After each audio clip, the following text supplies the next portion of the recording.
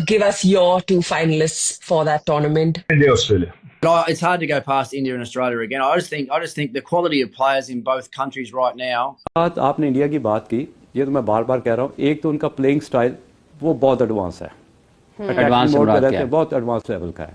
8वें number पे हार्दिक पांड्या खेल रहा है जो कि 180 के स्ट्राइक रेट से बैटिंग करने वाला है। इसका मतलब है उनका नीचे जडेजा 9वें नंबर पे बैटिंग कर रहा है, ओपनर फॉर्म में है, और सबसे पहले कि आपके पास वो बॉलिंग भी है जिसमें पेस भी है और विकेट टू विकेट हिट करने की एबिलिटी भी है। अगर वो कहीं ना कहीं मिस करते हैं और उन पे अटैक हो जाए तो उनको उनका मोमेंटम ब्रेक करने के लिए उनके पास जडेजा भी है, उनके पास पटेल भी है। कहने का मतलब है उन्होंने सारे जितने भी बॉक्सेस है उनको टिक किया हुआ है। इंडिया की बड़ी मजबूत टीम है, नंबर 1 टीम है, बड़े कमाल के प्लेयर है उनके पास, लाइक रोहित शर्मा, विराट कोहली, अय्यर, आप देखिए ऑलमोस्ट उनकी पूरी टीम है। और उनके पास 5 स्पिनर्स है, हमारे पास 1 है। हमारे पास 4 फास्ट बॉलर जो खेल रहे हैं, हम 4 बॉलर्स के साथ खेल रहे हैं, वो पूरे 5 बॉलर्स के साथ खेल रहे हैं। छठा उनका हार्दिक पांड्या है, तो हम यहाँ पे लैग करें। अब चैंपियंस ट्रॉफी शुरू होने वाली है, 19 तारीख को पहला मैच है।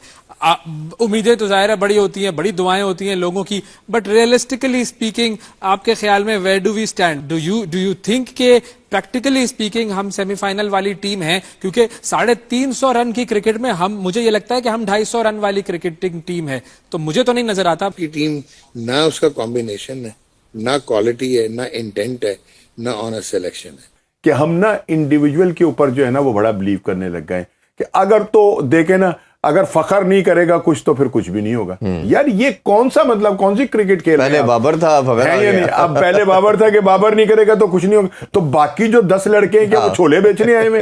वो क्या मतलब, वो मतलब को गंडेरी लगा के खड़े हुए हैं वो वहां पर? भाई वो खेलने के लिए आए हैं, प्रोफेशनल हैं। हमें तो सबसे उम्मीद रखनी चाहिए ना कि सब अपना अपना हिस्सा डालें और उसके बाद जो है वो नतीजा अल्लाह पर छोड़ दें, लेकिन करें तो सही ना। अगर पहले से हमारा माइंड ये होगा ना कि यार फला बंदा अगर नहीं खेलेगा ना तो फिर कुछ नहीं होगा, तो फिर भाई ऐसे ही होगा जैसे होता है।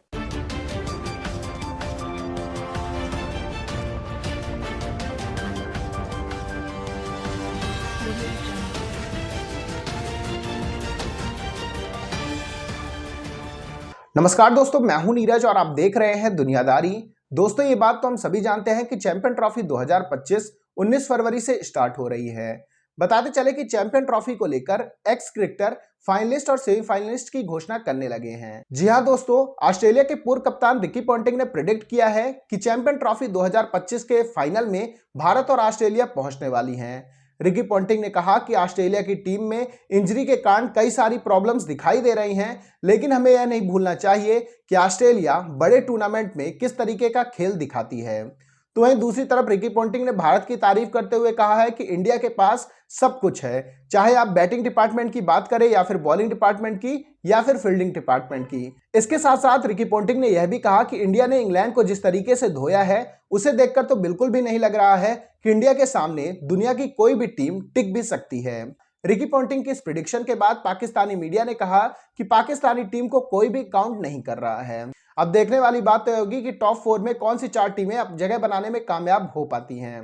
तो दोस्तों आइए चलते और देखते हैं कि पाकिस्तानी मीडिया ने रिकी पॉन्टिंग के इस प्रेडिक्शन को लेकर और क्या कहा है। बात आपने इंडिया की बात की, ये तो मैं बार बार कह रहा हूँ, एक तो उनका प्लेइंग स्टाइल वो बहुत एडवांस है, बहुत एडवांस लेवल का है। देखें 8वें नंबर पे हार्दिक पांड्या खेल रहा है जो कि 180 के स्ट्राइक रेट से बैटिंग करने वाला है। इसका मतलब है उनका नीचे जडेजा 9वें नंबर पे बैटिंग कर रहा है, ओपनर फॉर्म में है, और सबसे पहले कि आपके पास वो बॉलिंग भी है जिसमें पेस भी है और विकेट टू विकेट हिट करने की एबिलिटी भी है। अगर वो कहीं ना कहीं मिस करते हैं और उन पे अटैक हो जाए तो उनको उनका मोमेंटम ब्रेक करने के लिए उनके पास जडेजा भी है, उनके पास पटेल भी है। कहने का मतलब है उन्होंने सारे जितने भी बॉक्सेस है उनको टिक किया हुआ है, और आप देखेंगे उनके जो खेलने का स्टाइल है वो अनबिलीवेबल नेक्स्ट लेवल पे जा चुका हुआ है। ये चीज मैंने सैम अयूब में देखी, यही चीज फखर जमान में, और जो batting method and playing style है वो किसी प्लेयर में उस तरह का नहीं है। गो क्या जैसे खुशदिल की बात आपने की, खुशदिल को तो एज एन ऑलराउंडर कंसीडर किया जा रहा है, और ऑलराउंडर से तो यही उम्मीद होती है कि वो मुश्किल मैच को आसान बना सकते हैं। मतलब अगर आप